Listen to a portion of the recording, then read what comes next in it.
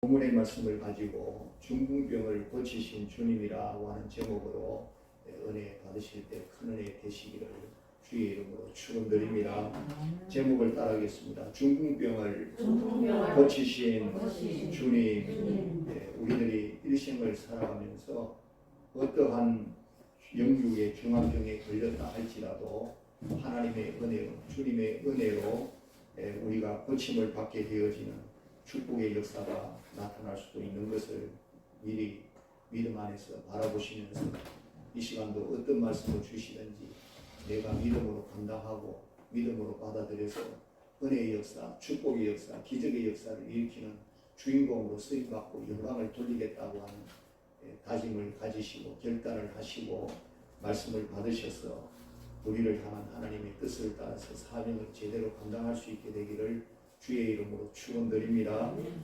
첫 번째로는 우리 주님은 죄 사함의 은혜를 먼저 주셨다라고 하는 겁니다.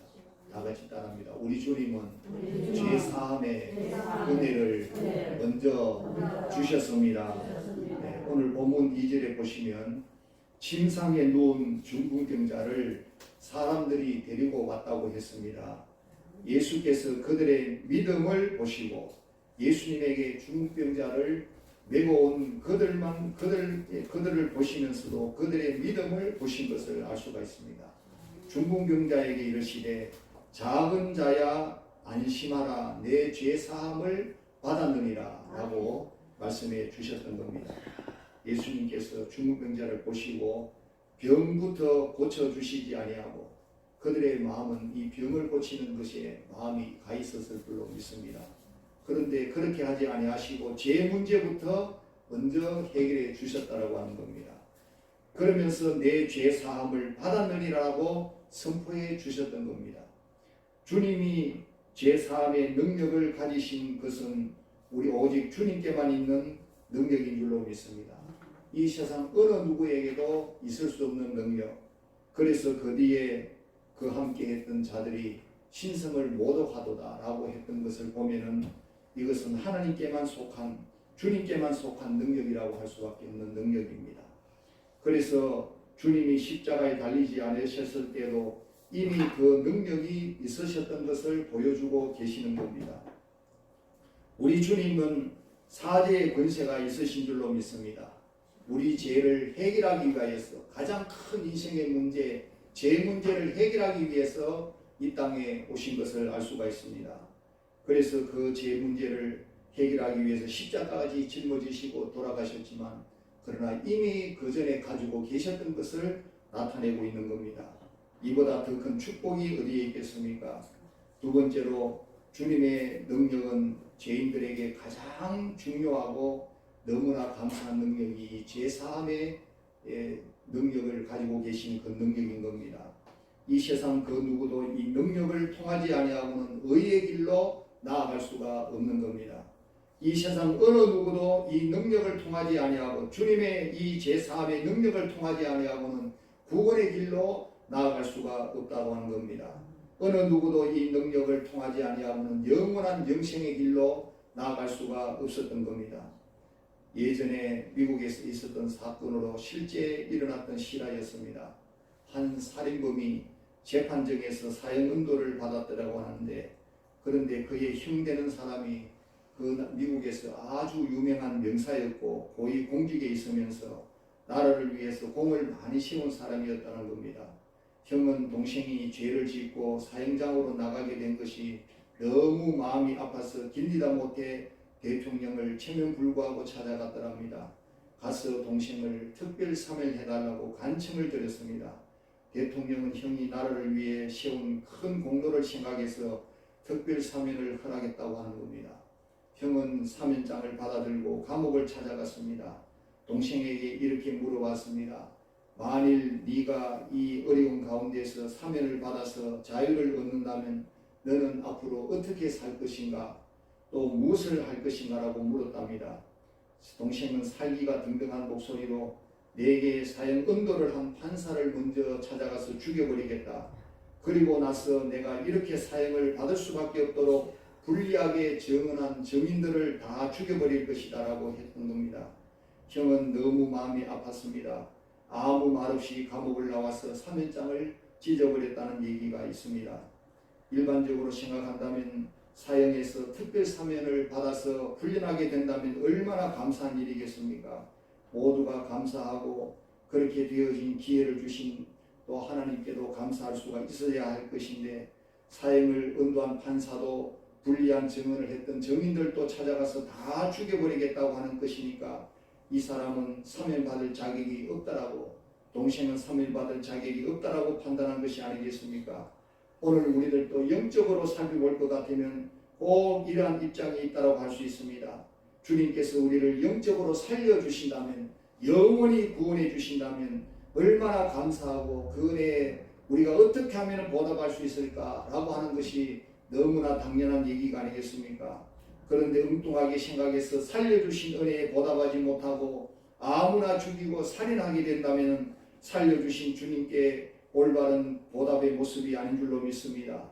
바로 이 예수님을 믿고 보혈의 피로 제3을 받고 영원한 구원을 받게 해주시는 그 이유가 오늘 우리의 남은 생애에 그 은혜에 보답하는 삶을 위해서 구원해 주신 하나님께 영광을 돌리고 주님을 증거하는 삶이 되어지도록 하기 위해서 오늘 우리에게 이러한 은혜를 주신 것을 깨달으시고 감당할 수 있기를 주의 이름으로 축원드립니다.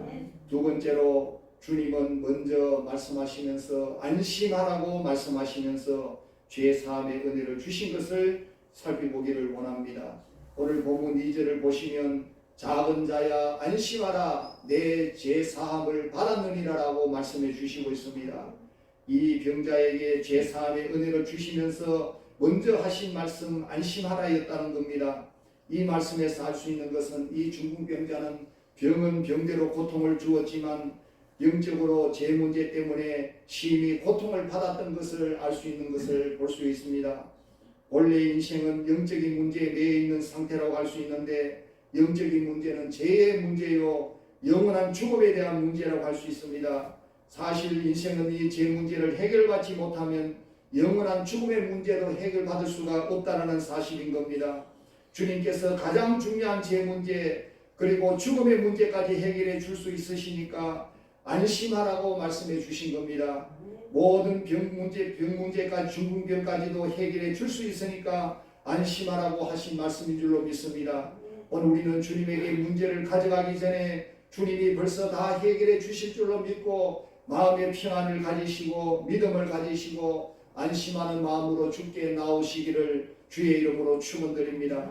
내 죄사함을 받았느니라라고 선포해 주신 이 선포가 얼마나 큰 능력의 선포가 되겠습니까? 얼마나 큰 은혜의 축복 선포가 되어지겠습니까?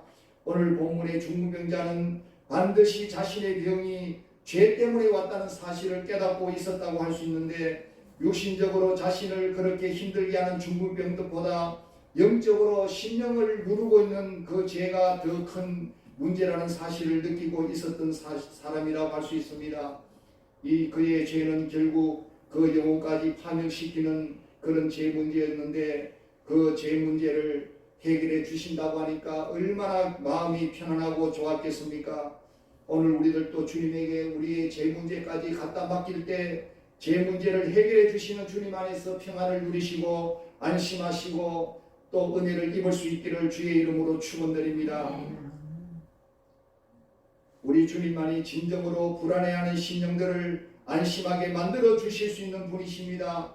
주님은 말씀하시기를 내가 주는 평안은 세상이 주는 평안과 같지 아니하다고 말씀해 주시고 있지 않습니까?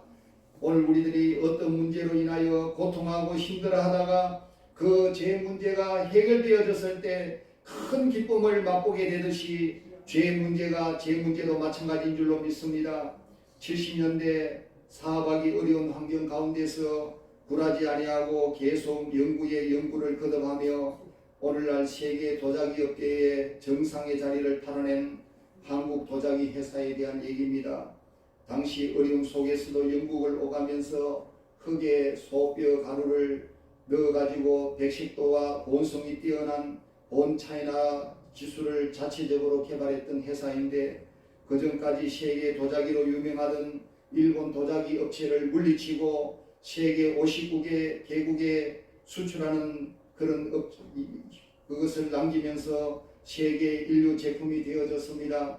고난과 고통이 극심할수록 그 뒤에 오는 결과가 아름답고 빛이 나듯이 오늘 우리에게 죄의 고통이 무겁고 힘들었을수록 죄로부터 자유하게 되어질 때 제3의 은혜가 너무나 크게 느껴지게 되고 감사하게 되어질 줄로 믿습니다. 그런데 엉뚱하게도 서기관들의 반응은 속으로 3절에 말하기를 신성을 모두 가도다 우리 주님을 오해하고 있었던 겁니다. 4절에서 예수님께서 저들이 이렇게 생각하는 줄을 아시고 너희가 어찌하여 마음에 악한 생각을 하느냐 중풍병자에게 내 죄 사함을 받았느니라는 말과 일어나 걸으라는 말 중에 어느 것이 쉽겠느냐라고 반문해 주시면서 6절 말씀에 그러나 인자가 땅에서 죄를 사하는 권능이 있는 줄을 너희로 알게 하려 하셨다는 겁니다. 죄 사함의 문제가 훨씬 더 큰 영적인 문제인 것을 말씀해 주시면서 그 더 큰 문제를 먼저 해결해 주시고 병 문제를 해결해 주시겠다는 뜻으로 말씀해 주신 겁니다. 우리 예수님께는 죄 사함의 권능이 있으십니다. 하나님의 아들로서 이 권능을 가지고 계시는 분이십니다. 예수님의 이름의 뜻이 죄에서 구원할 자라는 뜻인데 이 땅에 오신 이유가 죄를 사하기 위해 오셨던 것이고 인류를 구원하기 위해 오셨던 겁니다. 세 번째로 결국 예수님은 중풍병까지 고치시는 능력까지 나타내 주셨는데 6절의 하반절 이하에 보니까 중풍병자에게 말씀하시되 일어나 내 침상을 가지고 집으로 가라 하시니 그가 일어나 집으로 돌아가거늘이라고 말씀해 주시고 있는 겁니다. 예수님의 권세는 죄를 사하여 주는 능력이 있을 뿐만 아니라 중풍병까지 고치시는 능력이 있으신 것을 만천하에 나타내 보여주신 겁니다. 여기서 무엇을 깨달을 수 있느냐? 나의 어떤 병도 고쳐주시려는 믿음을 가지시기를 주의 이름으로 축원드립니다. 예수님의 능력은 시간을 초월하여 역사하십니다. 예수님 당시에는 고쳐졌고 지금은 안 될 것이고 예수님이 계셨던 그 장소에서는 되었고 여기에서는 안 될 것이다라고 하는 생각을 버리시기를 주의 이름으로 축원드립니다. 나의 그 사람에게는 특별히 되었고 나에게는 안 되고가 아니라 시공간을 초월하여 이 시대에도 오늘 이 장소에서도 오늘 내 자신에게서도 역사가 얼마든지 일어나는 줄을 믿으시기를 주의 이름으로 축원드립니다. 단지 우리들이 가져야 할 것은 믿음이라고 하는 것입니다. 내 믿음대로 될지어다. 오늘 우리에게 믿음을 가지시고 그 주시는 믿음을 따라서 믿음으로 되는 믿음의 역사를 이루어서 영광을 돌릴 수 있는 삶이 되기를 주의 이름으로 축원드립니다. 두 번째로 그 어떤 은혜와 축복도 주님 안에서 다 주시는 줄로 믿으시기를 바랍니다. 독생자를 아끼지 아니하고 보내주셨던 주님 하나님께서 우리들에게도 무엇을 더 아끼시겠느냐고 하는 겁니다. 로마서 8장 32절에 자기 아들을 아끼지 아니하시고 우리 모든 사람을 위하여 내주시니가 어찌 그 아들과 함께 모든 것을 우리에게 주시지 아니하겠느냐. 이 말씀을 오늘 저와 여러분이 믿음으로 받아들이시기를 주의 이름으로 축원드립니다. 이 축복의 약속을 믿으시기를 바랍니다. 주님 주신 말씀을 믿음으로 순종해야 기적이 일어나는 줄로 믿습니다. 따라하겠습니다. 주님 주신 말씀을 믿음으로 순종할 때 기적이 일어납니다. 기적의 역사가 일어납니다. 할렐루야. 오늘 중풍병자는 병자에게 말씀하시되 일어나 내 침상을 가지고 집으로 가라 하시니 그가 일어나 집으로 돌아가거늘. 할렐루야. 침상을 가지고 집으로 돌아가라라는 말씀에 집으로 돌아갈 때의 역사가 일어난 줄로 믿습니다. 오늘 우리는 하나님 말씀을 믿음으로 받고 믿음으로 순종해서 믿음의 역사를 이루시기를 주의 이름으로 축원드립니다. 지금은 우리가 잘 아는 모남이라는 필기용품 제조업체가 있었는데 초창기에는 경쟁들이 너무나 심해서 망하기 일보 직전까지 갔다고 합니다. 결국 인간의 어떤 방법으로도 해결되지 아니해서 이 회사 사장님이 기도원에 올라가서 기도를 했습니다.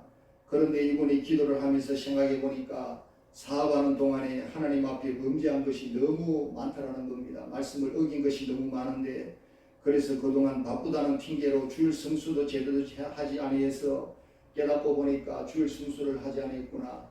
하나님이 깨닫게 하시는구나.